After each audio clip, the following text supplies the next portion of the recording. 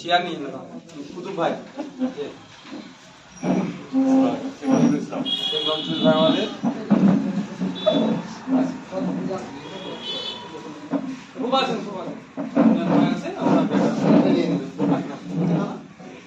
ওখান দিবি তাই তো কোথায় দিয়ে চলে আসুন কি কারণে আজকে এই আপনাদের সাংবাদিক সম্মেলন? আপনারা জানেন গতকালকে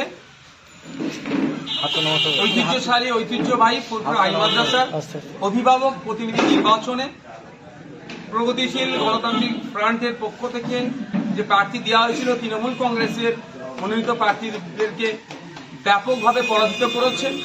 6 জন তৃণমূল কংগ্রেসের প্রার্থী থেকে সমর্থিত প্রার্থী থেকে পরাজয় স্বীকার করিয়ে আমাদের যে প্রার্থীরা আজকে বিজেতার হাসি হেসেছেন তাদেরকে জনগণের পক্ষ থেকে তথা আমাদের পক্ষ থেকে আমরা যৎসামান্য পুরস্কার দিয়ে পুরস্কৃত করেছি, এক কথায় সংবর্ধনা দিয়েছি প্রোগ্রাম আমাদের। তারপরে সাংবাদিক বন্ধুদেরকে কল দিয়েছিলাম, আপনারা এই বিষয়ে যদি কোনো আমাদের কাছে কোশ্চেন থাকে জয়ের ব্যাপারে বা আগামী আমাদের লক্ষ্য কি সে বিষয়ে আপনারা কোশ্চেন করতে পারেন।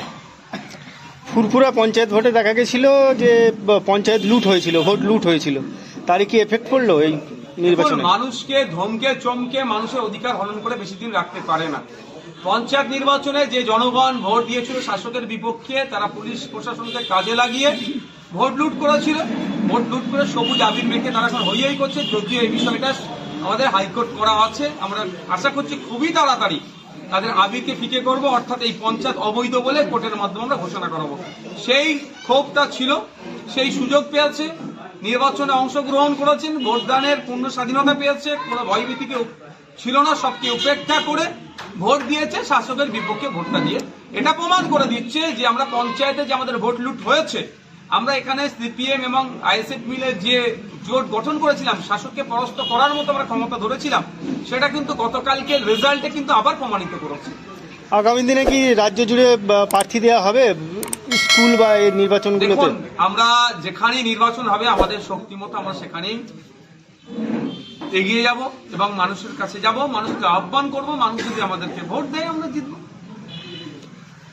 শ্রীরামপুর লোকসভায় প্রার্থী দেওয়ার চিন্তা ভাবনা করছেন? বক্তব্যের মাঝে আপনি বলছিলেন যে এই জয় আমাদেরকে শ্রীরামপুর তথা জাঙ্গিপাড়াকে বুঝিয়ে দিচ্ছে যে হ্যাঁ না, ব্যাপারটা হচ্ছে দেখুন, আমরা তো আগামী 2024 লোকসভাকে আমরা পাখির চোখ করেছি। তো আমাদের হোম সিট হচ্ছে শ্রীরামপুর, সুতরাং এখানে তো আমাদের একটা আলাদা নজর থাকবেই। তো আজকে আমাদের ধরুন এটা একটা প্র্যাকটিস ম্যাচ ছিল, আমরা প্র্যাকটিস ম্যাচে যথেষ্ট ভালো রেজাল্ট করেছি এবং শাসককে এক কথায় সারা রাজ্য জুড়ে কাঁপুনি ধরিয়ে দিয়েছে ফুরফুরা হাই মাদ্রাসার অভিভাবকরা এবং ফুরফুরা অঞ্চলে যারা নেতৃত্বরা, যাদের প্রচেষ্টায় এই রেজাল্ট হয়েছে।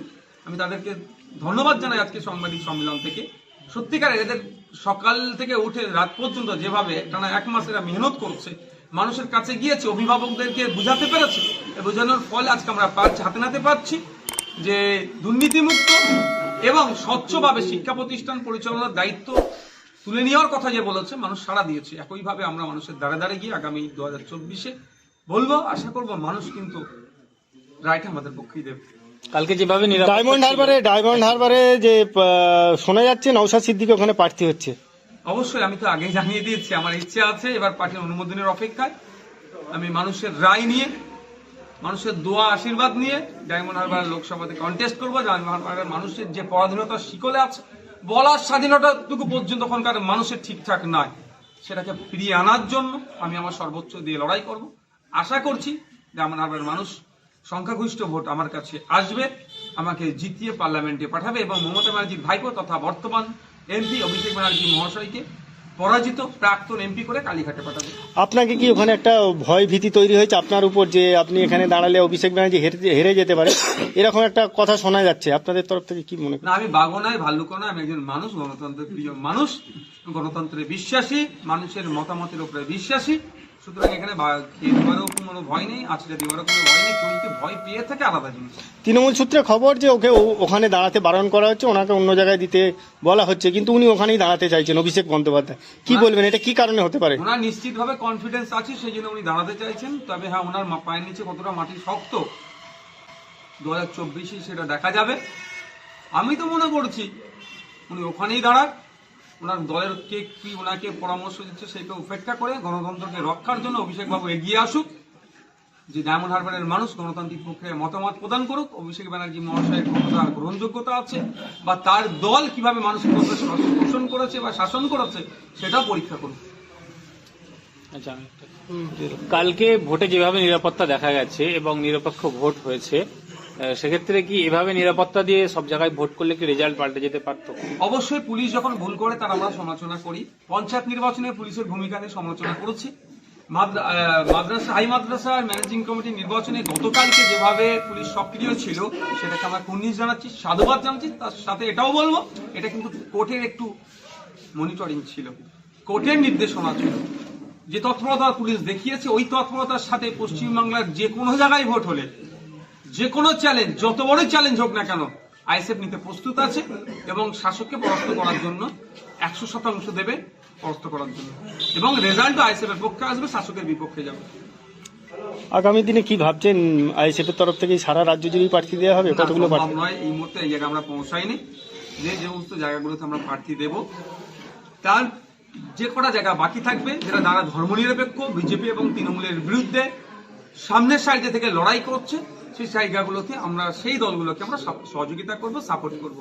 আর বলছিলেন যে কোঅপারেটিভ ব্যাংক এবং আরো বিভিন্ন স্কুলে আপনারা এই জাঙ্গিপাড়া ব্লকেরই, যেহেতু জাঙ্গিপাড়া ব্লক ফুরফুরা অঞ্চলের বেশ কিছু জায়গায় নির্বাচনকে দীর্ঘদিন ধরে আটকে রাখা হচ্ছে, ওই মনোনীত দিয়ে সিলেকশন করে চালানো হচ্ছে, ইলেকশন কোনো হচ্ছে না। যেমন কোঅপারেটিভ ব্যাংক আছে আমাদের এতে রামপাড়াতে, ওখানে অনেক প্রপার্টি ছিল, কিন্তু দুঃখের বিষয় সেটা আজকে এক প্রকার ব্যাংকটা ধ্বংস হতে চলেছে, দুর্নীতি হয়েছে। দুর্নীতি মুক্ত হওয়ার জন্য আমরা সেখানে আগামী দিনে আমরা কন্টেস্টে যাব, মানুষের কাছে যাব। মানুষ যদি রায় আমাদের পক্ষে দিয়ে চালাবে, সামান্য একটা উদাহরণের হিসাবে বলছে, ওখানে যেভাবে লোন দেওয়ার নামে দুর্নীতি হচ্ছে, এটাকে জনমানুষে আনা দরকার।